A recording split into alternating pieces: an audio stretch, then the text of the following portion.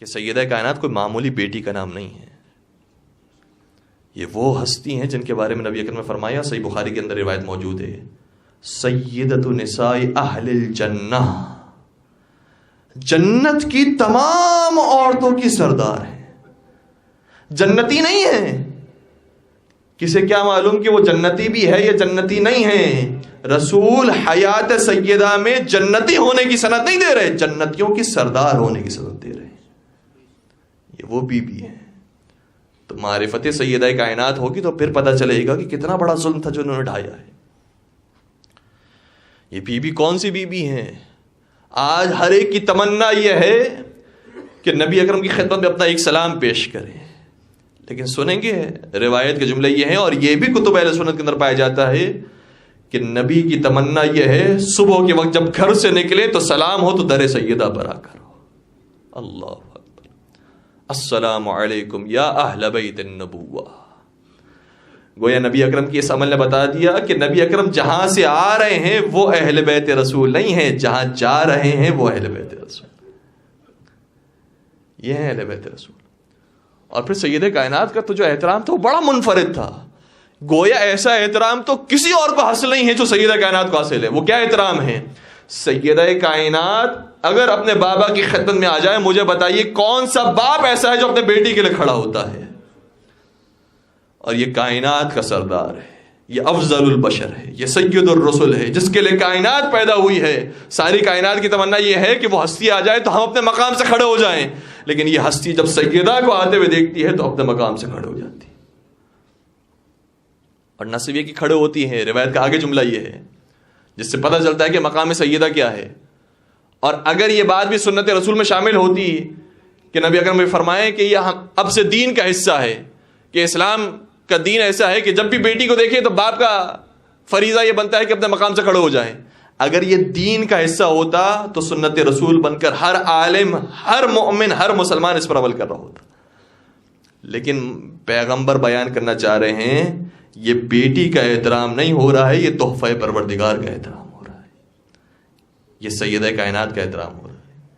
اور وہ جو یہ کہتے ہیں کہ نبی اکرم کی باقی بیٹیاں بھی تھیں, بتائیے کسی بیٹی کے بارے میں, لائیے کسی بیٹی کے بارے میں کوئی روایت کہ وہ بیٹی تشریف لائے اور نبی اپنے مقام سے کھڑے ہو جائیں.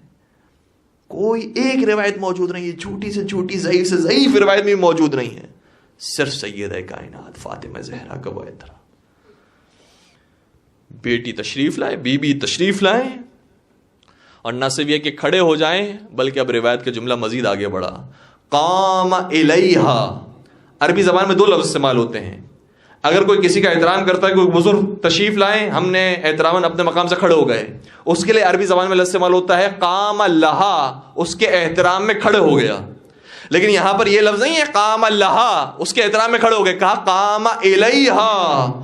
جب بی بی تشریف لاتی تھی تو نبی اپنے مقام سے کھڑے ہوتے تھے اور سیدہ کی طرف آگے بڑھتے تھے,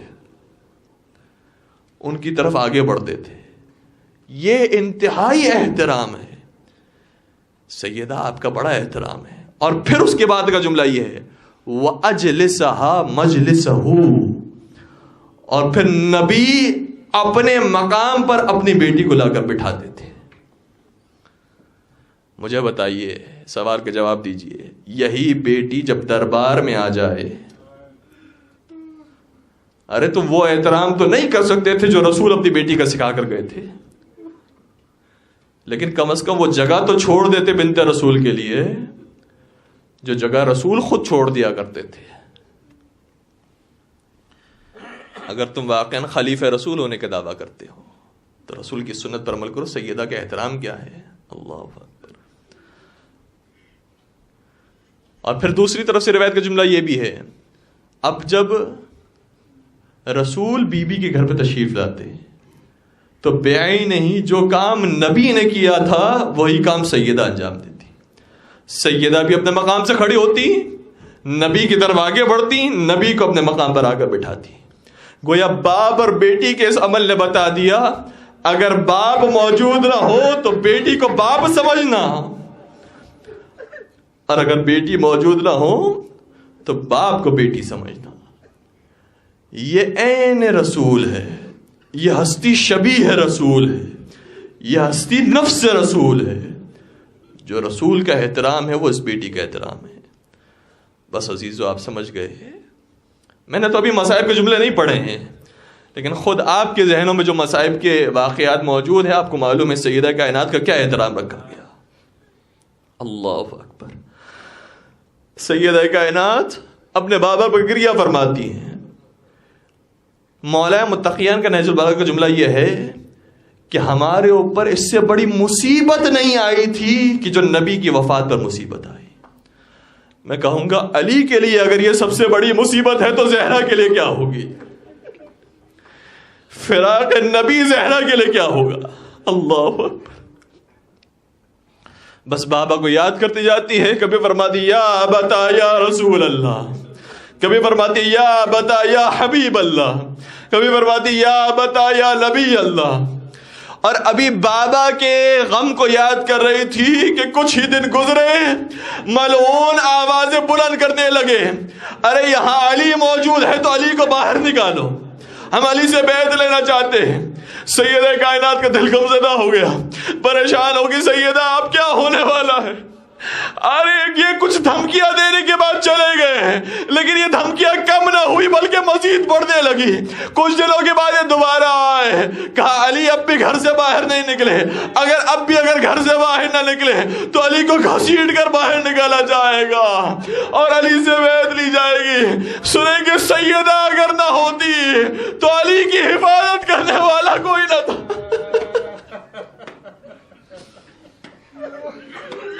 اجرکم علی اللہ. ارے میں کربلا کو یاد کروں یا بقی کو یاد کروں؟ کربلا میں جب تک عباس زندہ تھے سب اپنے آپ کو محفوظ سمجھتے تھے، لیکن بقی کو دیکھ کر لگتا یہ ہے جب تک زہرا زندہ تھی علی اپنے آپ کو محفوظ سمجھتے. اجرکم علی اللہ. بنت رسول پر رونے کے ایام ہیں، ایسے ایسے پرتہ پیش کریں گے. بس بنت رسول پر ایک وقت وہ آیا جب اب بھی علی گھر سے باہر نہ نکلے تو اب ملعونوں نے لکڑیوں کو جمع کیا اور آواز بلند کی، اگر اب علی کو نہ نکالا ہم اس گھر کو آگ لگا دیں گے. سنیں کہ پیچھے سے سیدہ کی آواز کیا ہے؟ کیا چاہے اس کے اندر سیدہ موجود ہو کیا تب بھی جلا دو گے؟ ملعونوں نے کہا ہاں اگر اس کے اندر ہم بنت رسول بھی ہو تب بھی ہم اسے جلا دیں گے. بس حجت تمام ہو گئی. ایک وقت وہ آیا جب سیدہ کائنات جواب دے رہی تھی، کسے کیا خبر تھی جو انہوں نے کہا تھا اس پر عمل بھی کریں گے. ایک مرتبہ کسی ملعون نے اپنے اس دروازے کو لات ماری، سیدہ درو دیوار کے در.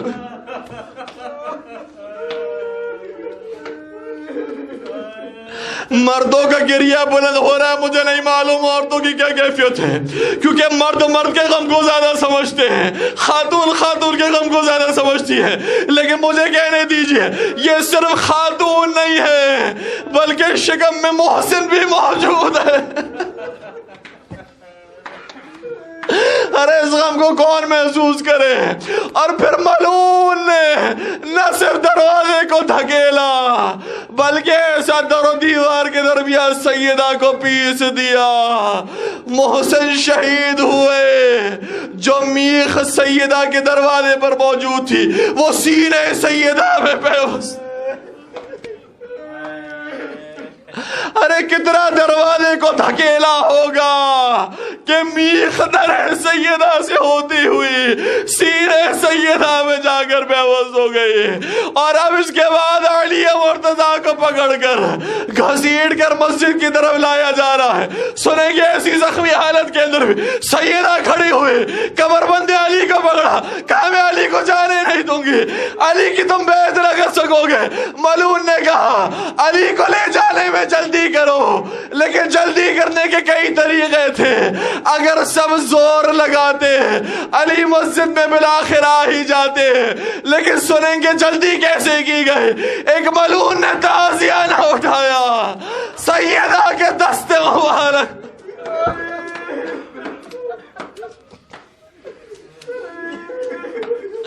یہ تعزیانہ معمولی تعزیانہ نہیں تھا. خود خلفائے بادی نے آ کر کر یہ لکھا اگر تم حجاج کی تلوار سے گھبراتے ہو یاد رکھو حجاج کی تلوار چھوٹی تھی، اس کا تازیانہ اس سے زیادہ سخت تھا. ایسا تازیانہ مارا شہزادی 18 برس میں ایسی زخمی ہوئی کہ جب علی مرتضیٰ غسل دے رہے تھے چیخیں مار مار کے حیدر کرار رونے لگے. اے سیدہ اس بازو پر اب بھی ورم موجود. اجرکم علی اللہ، اجرکم علی اللہ. بس ایک اور جملہ سنتے جائیے، زحمت کو میں تمام کر رہا ہوں. جب غسل تمام ہو گیا دفنانے کے لیے علی مرتضیٰ آگے بڑھے، لیکن سنیں گے دفنانے کے لیے کیسے اس بیٹی کو باپ کے حوالے کرے. نہج البلاغہ کا جملہ یہ ہے، فرماتے ہیں السلام علیک یا رسول اللہ عنی وعن ابنتک. اے اللہ کے رسول میں آپ پر سلام بھیجتا ہوں اپنی جانب سے بھی اور آپ کی بیٹی کی جانب سے بھی. اور پھر سنیں گے کیا فرماتے ہیں، فرمایا ہذہ ودیعتی، یہ وہ ودیعت ہے، یہ وہ امانت ہے جو میں آپ کے سپرد کرنے کے لیے لایا ہوں. مورخین نے بیان کیا ارے یہ امانت کیسی تھی، کہہ سکتے تھے میں زہرا کو دینے کے لیے آیا ہوں، نہیں فرمایا میں زہرا کو دینے کے لیے آیا ہوں، کہا میں امانت کو دینے کے لیے آیا ہوں. مورخین نے اوراق کو پلٹا، کہا جب ازواج نبی نے علی کی شادی کی تھی تو یہ فرمایا تھا اے علی میں تجھے اپنی بیٹی نہیں دے رہا، تجھے اللہ کی امانت دے رہا ہوں. لہذا اللہ کی امانت کی حفاظت کرنا. علی گویا کہنا چاہتے ہیں اللہ کے رسول آپ کی امانت کی میں نے خوب حفاظت کرنا چاہی لیکن آپ کی امت نے حفاظت کرنے نہ دی. کبھی تماچے کا نشان، کبھی بازو پر ورم کا نشان، سینہ زخمی، پہلو شکستہ. ہائے 18 سال کی مریضہ کو آپ کے حوالے کر رہا.